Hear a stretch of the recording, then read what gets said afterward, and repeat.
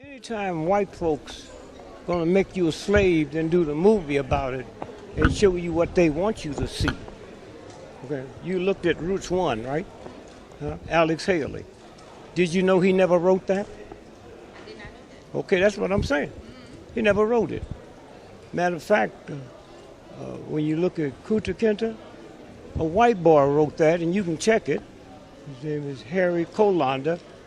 It came out of his book, word for word, and you can trick it by white folks because they went to court in upstate New York, and a judge told them that tomorrow you bring a check in here for $650,000 and admit in my court that you never wrote that or you going to jail. So that's documented.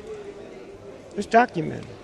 And so we look at all that crap that they put out there and assume, and it's a lie. But we look at it, and they got 12 more of these on tap to flood to you. So what do you think can be done to combat the black-on-black crime in America? The black-on-black crime. I left Russia. I go there 3 times a month. I go to the jails, and they're all full of white folks. They don't call it white-on-white crime. They never have. So why we call it black-on-black crime? What? What do you think we can do to You're not qualified. If you're a beautician, I'm not qualified to deal with your hair. You're not qualified. And the problem with black folks, you always think you're going to solve something, and you don't have the research to do it. Now, we talk about black-on-black crime. Do you know the number one drugged out state in America as we stand here now is Utah? Huh? And the second is New Hampshire. Ain't no black folks live there. Anything they tell us, we buy. I don't know if you followed the church mess in South Carolina. Did you know that's where the church was, where they invented Juneteenth? Huh? Celebrated on June 15th, 16th, and 17th. How that ignorant white boy that never finished grade school know if I hit him on the 17th, that's the last day of festivity. Okay? Did you see the news where this woman told her 6-year-old grandson play dead? Did any of y'all see that? Yeah. Okay? You know she was killed. So then who told the world? The 6-year-old? The 6-year-old held a press conference and said, no. See all that? Please. So what do you think about the Black Lives Matter movement? Huh? The Black Lives Matter movement? You know that's white folks. Huh? You know that. If the Jews would have said in Germany, Jewish lives matter, then nasty Germans would have said all lives matter. But you never heard white folks say all lives matter until we start talking about black lives matter. Black lives have always mattered to us, not to them. And if you look at all these black folks in the last 3 years been killed by cops, if them cops was killing dogs, white folks would have burnt the police station down. This is a game they play. And somewhere that mindset have to change. Somewhere the mindset have to change. And then once that changes, things will change. All right, so let me switch gears a little bit. I can't hear you. I want to switch gears a little Yeah. bit and ask you, do you think okay, do you think the media is mistreating Bill Cosby at all? The question ain't asked right.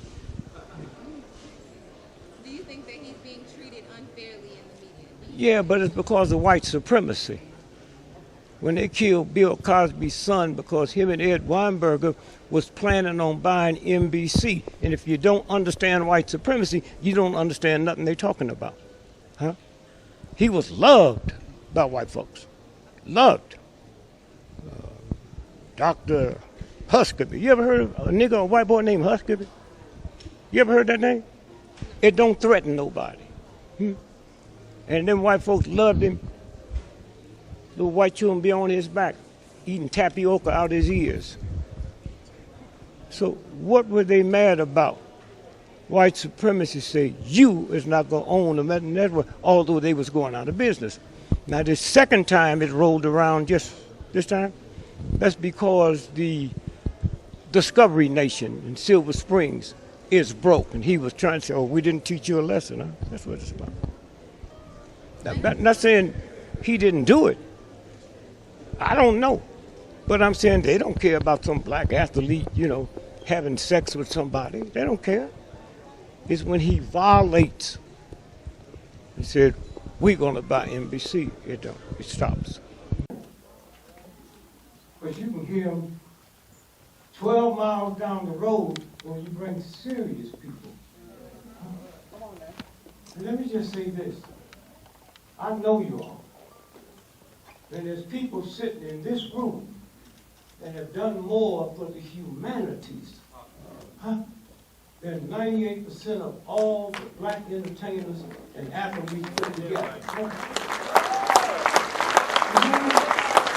In this room, if y'all sit around and this bullshit happen, we're going to white folks. So this is how we're going to do it. Y'all go to war and fight for racist, insane country. And when you come back, the Koreans, the Vietnamese, you was fight, they can come where you live and open up a shop, but you can't open up a shop. That don't bother you. And y'all want to talk about y'all men and women? Huh? I had a brother come and told me about the Miles Davis movie. He said, man, you got to go see it. It's, wow. Come on, man, cut that bullshit out. A black woman cussed out a whole state. Nina Simone. Mississippi got in. You ain't heard a black jazz man say a damn word about a state, but we just ignore her. Huh? All right, then y'all want to leave here feeling good. Lady Day, way back in the 30s, she talk about niggas hanging from trees. Ain't no black jazz musician ever talked about that. All they do is get up on stage and insult white folks who paid to see them. I don't care about it, but they ain't done nothing. But we keep overlooking that sister. Huh?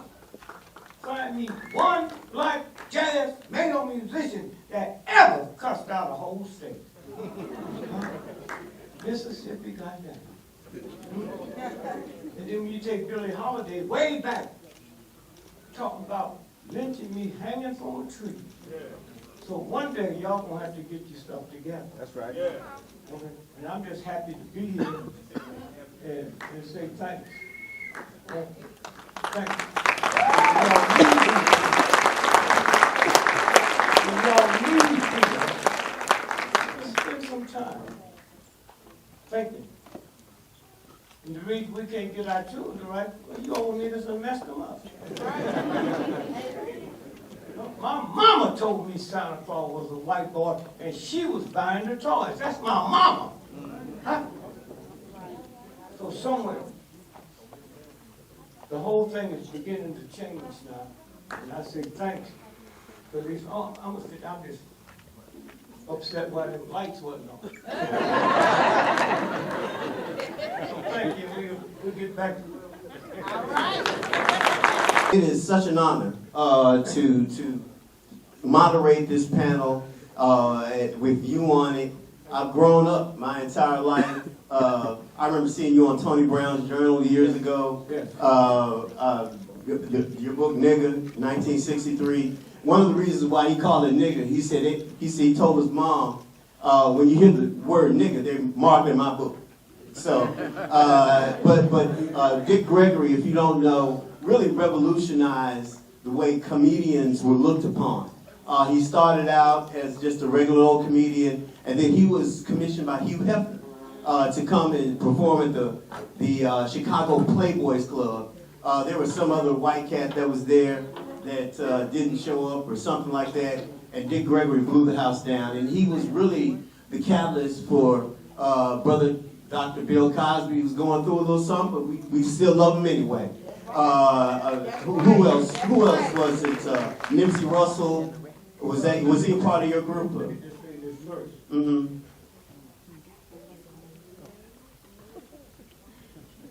Black comics were not permitted to work white nightclubs.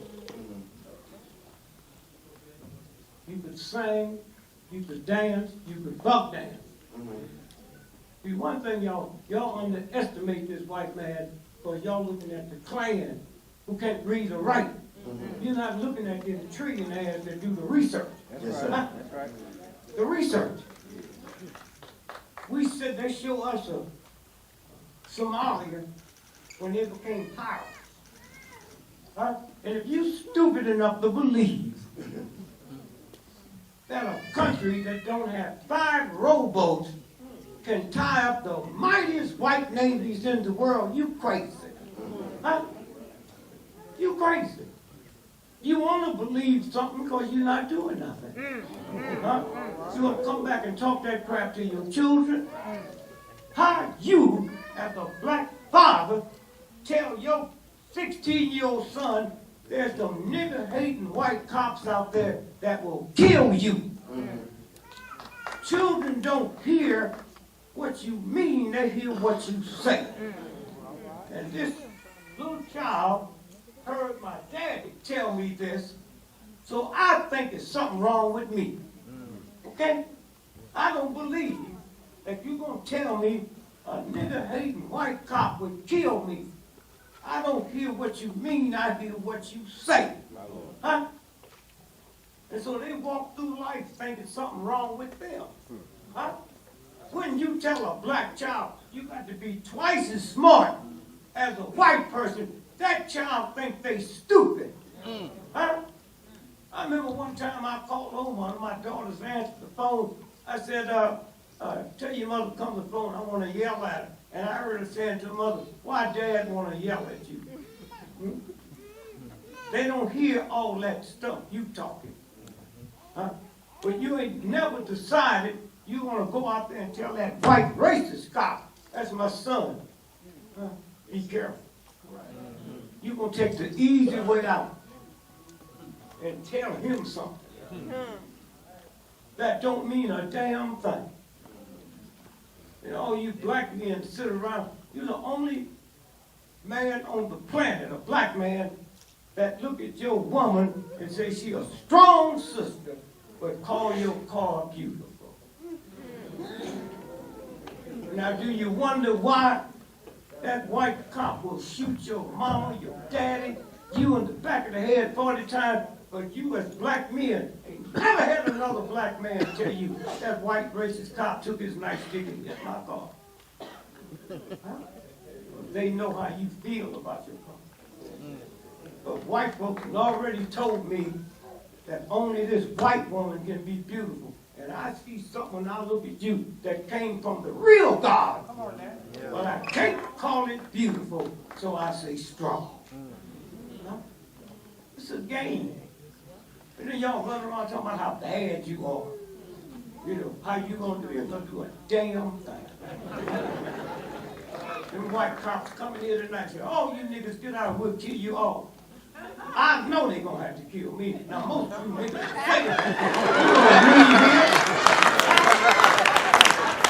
who's gonna leave here? And one thing you got to understand, we was here before white folks. We was here before white folks. Billions of years. So how you gonna pick up a book and read something and not realize that was mine? They just changed it and put a science behind it. Yeah. Huh? If I'm here first, huh? This corrupt, ignorant white boy, he sits around and talks about the 7 wonders of the world, and not one of them is anything that the universal God made. That's right. None of it. You mean the sun, the moon, the oceans? No. And so once we understand this,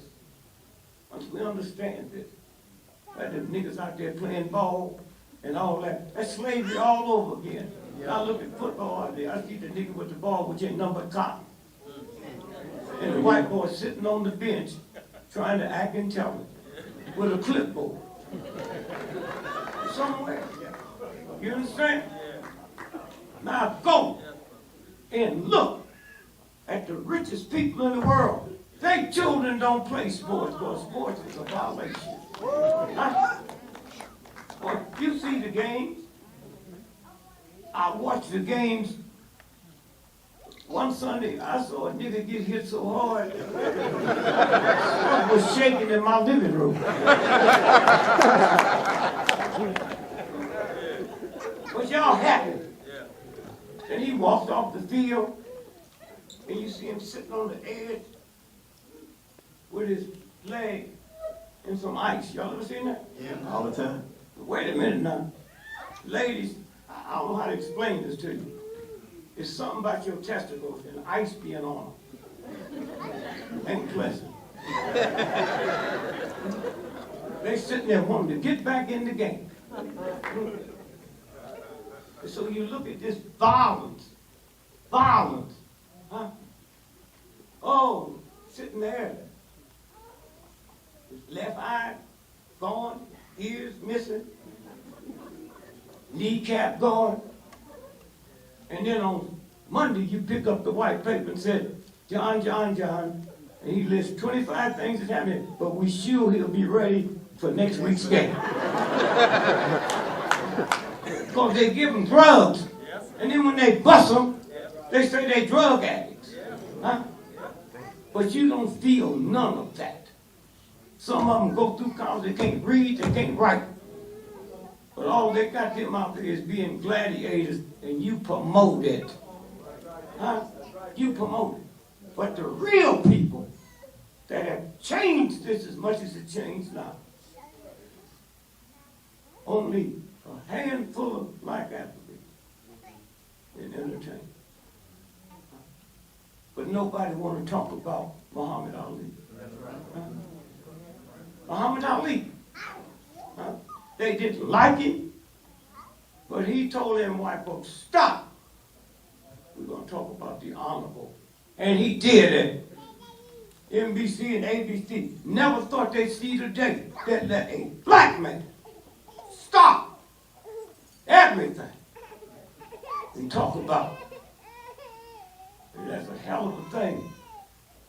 Because Joe Louis was the first black person they let fight since Jack Johnson. Huh? Most folks don't know that. And they gave him, Joe Louis, instructions. Said, at the end of the fight, you can't throw your hands up in the air. And you can't dissect the fight. All you can do is just say, and every time you heard him, he said, Mama, I just thank God I won again. That's all he said. Huh? That's all he said. And you go to a movie and see King Kong and don't know that's the movie of Jack Johnson with the white women. That's what that movie's about. New York City? What a gorilla doing in New York City? Ain't no bananas. No, there ain't no trees. Why it started there? Madison Square Garden is the boxing capital of the world, and y'all don't even see that. And he up there, on top of the Empire State Building. I said, boy, if I could just rewrite that again, I'd have him slap her and drop her. So you have to be careful, and you almost can't, because you're more ignorant than they are. You take all kind of stuff, right? You let you go to war and do all that crazy stuff, and then the real people, huh? Y'all want to fill up this room more than this field not? Get your entertainment. They'll be wrapped around this block. But that don't bother you. So again, I just say to those of you that put this together, one of the strongest forces we have now is these type of, where you come and then put pieces together. Y'all need to stop talking about the church. Nigga, you don't know nothing about the church. You don't know nothing about it. Huh? The richest Christians in the world, America. Right. Henry Ford. Huh? Rockefeller. The DuPont. You don't see them wearing no crosses. Ain't nobody got no crosses on but poor, ignorant white folk. Huh? And black folk. Now y'all talk all your crap you want to talk. You don't even know you're not supposed to pray to the real God more than one time. if I ask this brother, I need to get $20 from you till I get back. And he said, yes. I don't have to ask him again. Come on with it. Once you say a prayer to the real God, then you in a prayer of thanksgiving. You know you won't get it. Amen. Amen. So can I just say, to you ladies that put this together, this event will take off all over the world. Don't wait on the men. The niggas ain't gonna do nothing. You can be in church with your children, and them niggas can be hollering and making, no, he don't say nothing. Let them niggas try to holler on Super Bowl Sunday, where he can't hear the game. And so again, I say to you, you have the power. A black woman in America is the only woman on the planet that can take a butter knife and cut your tire to the rim. There's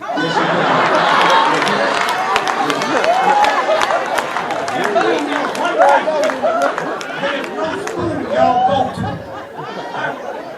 No school y'all go to. Y'all don't go out and practice every morning. And all she asked you niggas who was Melvin. Oh, Dr. Gregory. Wait a minute, Dr. Gregory. Hold on.